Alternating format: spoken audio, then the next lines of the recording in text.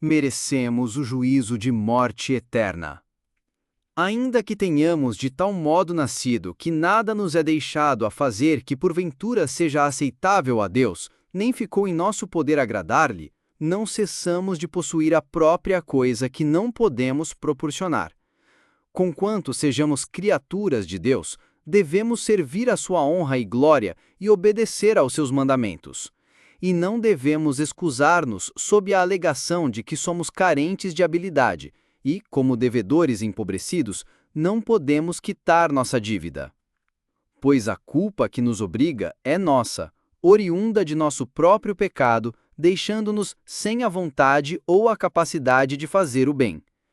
Ora, visto que Deus justamente vinga os crimes, devemos reconhecer que estamos sujeitos à maldição e merecemos o juízo de morte eterna. Aliás, entre nós, não há sequer um com vontade ou capacidade de cumprir com seu dever. Da lei. Por essa razão, a Escritura nos denomina filhos da ira de Deus e declara que somos precipitados na morte e na destruição. Ao homem não se deixa nenhuma razão para que busque em si retidão, poder, vida e salvação, pois todos estes atributos se encontram somente em Deus. Eliminado e separado dele, pelo pecado, o homem só encontrará em si infelicidade, fraqueza, perversidade, morte, em suma, o próprio inferno. Para guardar os homens de serem ignorantes a respeito dessas coisas, o Senhor gravou e, por assim dizer, estampou a lei no coração de todos. Mas isso nada é senão a consciência, a qual nos testifica interiormente aquelas coisas que devemos a Deus. Ela põe diante de nós o bem e o mal, e assim nos acusa e nos condena, cônscios como somos em nosso íntimo de que não temos cumprido com nosso dever como nos convém. Todavia, o homem se encontra inchado pela ignorância e a ambição, e cego de egoísmo.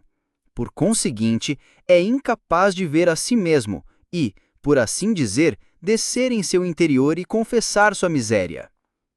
Ao ver nossa condição, o Senhor nos muniu com uma lei escrita, ensinando-nos qual é a perfeita justiça e como deve ser guardada, ou seja, solidamente fixados em Deus, devemos voltar nossos olhos tão somente para Ele e nele focalizar todo o nosso pensamento, aspiração, ato ou palavra. Esse ensino da justiça mostra nitidamente quanto nos temos afastado da vereda reta. Com esse fim, vemos também todas as promessas e maldições exibidas a nós na própria lei, pois o Senhor promete que se alguém cumprir perfeita e exatamente, por seu esforço, tudo o que está ordenado, receberá o galardão da vida eterna. Com isso, indubitavelmente, ele nos ensalienta que a perfeição da vida ensinada na lei é verdadeira justiça e, assim considerada por ele, seria digna de tal galardão se, entre os homens, fosse possível encontrar um. Mas ele pronuncia uma maldição e anuncia o juízo de morte eterna sobre todos que não guardarem plenamente e, sem exceção, toda a justiça da lei. Seguramente, por meio dessa punição, ele compreende todos os homens que já existiram, que existem ou existirão. Entre eles, não se pode apontar um que não seja transgressor da lei. A lei nos ensina a vontade de Deus, a qual somos constrangidos a cumprir e em relação à qual estamos em dívida. Mostra-nos como somos aptos a efetuar exatamente nada do que Deus nos tem ordenado. Por conseguinte, evidentemente, ela nos serve como um espelho no qual podemos discernir e contemplar nosso pecado e maldição, justamente como costumamos mirar no espelho as cicatrizes e rugas no nosso rosto. Propriamente falando, esta própria lei escrita é apenas testemunha da lei natural, uma testemunha que com frequência desperta nossa memória e instila em nós as coisas que não havíamos aprendido suficientemente bem quando a lei natural foi ensinada anteriormente. Agora, estamos prontos a compreender o que devemos aprender da lei. Deus é o Criador, nosso Senhor e Pai. Por essa razão, devemos-lhe glória, honra e amor. Todavia, como nenhum de nós cumpre estes deveres, todos nós merecemos a maldição, o juízo, em suma, a morte eterna. Portanto, devemos buscar outra via de salvação para além da justiça de nossas próprias obras. Essa via é o perdão dos pecados.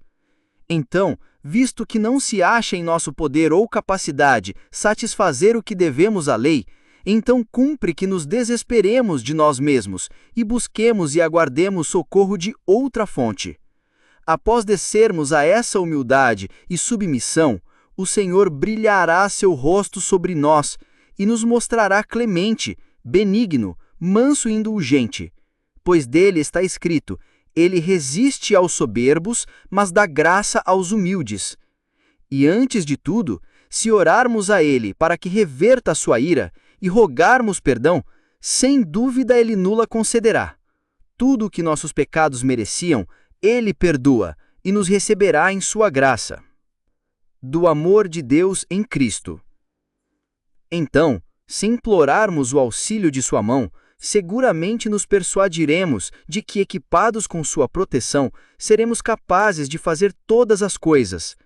Ele nos concede, segundo o seu beneplácito, um novo coração, a fim de querermos, e um novo poder com o que sejamos capazes de cumprir seus mandamentos. E nos exibe essas benesses por amor de Jesus Cristo, nosso Senhor, que, muito embora fosse um só Deus com o Pai, vestiu-se da nossa carne, fez aliança conosco e nos uniu intimamente com Ele.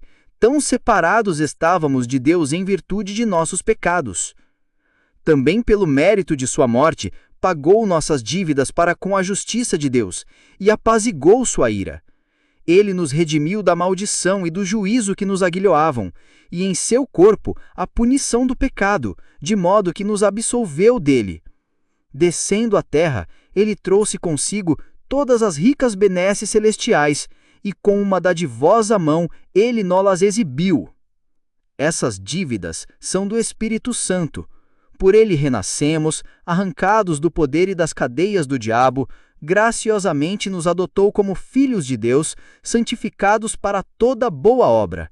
Também por ele, enquanto formos mantidos neste corpo mortal, vão morrendo em nós os desejos depravados, as propensões da carne, e tudo o que demonstra a perversidade de nossa natureza tortuosa e corrupta. Por meio dele, somos renovados dia após dia para andarmos em novidade de vida e vivermos para a justiça. Deus nos oferece e nos proporciona em Cristo nosso Senhor todas essas benesses, as quais inclui o gracioso perdão dos pecados, a paz e reconciliação com Deus, os dons e graças do Espírito Santo. São nossas se as abraçarmos e as recebermos com fé segura, confiando totalmente e, enquanto ela depender da bondade divina, não duvidando que a palavra de Deus, que nos promete todas essas coisas, é poder e verdade. Em suma, se participarmos de Cristo, nele possuiremos todos os tesouros e dons celestiais do Espírito Santo, os quais nos conduzem à vida. E ela, a menos que não tenhamos uma fé genuína e viva, nunca teremos. Com ela, reconheceremos que todo o nosso bem está em nele. Nós mesmos nada seríamos fora dele. Manteremos como indubitável que nele nos tornamos filhos de Deus e herdeiros do reino celestial. Em contrapartida, os que não têm parte em Cristo, toda a sua natureza, tudo o que fazem ou empreendem, redunda em ruína e confusão no juízo de morte eterna. São proscritos de Deus e excluídos de toda a esperança de salvação. Esse conhecimento de nós mesmos e das nossas pobrezas e ruínas nos ensina a nos humilharmos e nos lançarmos diante de Deus, bem como buscar sua mercê. Não procede de nós mesmos a fé que nos fornece prelibação da bondade e mercê divinas, que Deus em seu Cristo há de produzir em nós. Ao contrário, é-nos a Deus que devemos rogar que nos conduza impolutamente ao arrependimento e ao conhecimento de nós mesmos, que nos conduza mediante uma fé segura ao conhecimento da sua brandura e da sua doçura, que ele exibe em seu Cristo, a fim de que este, como nosso guia, única via para alcançarmos o Pai, nos introduza na bem-aventurança eterna.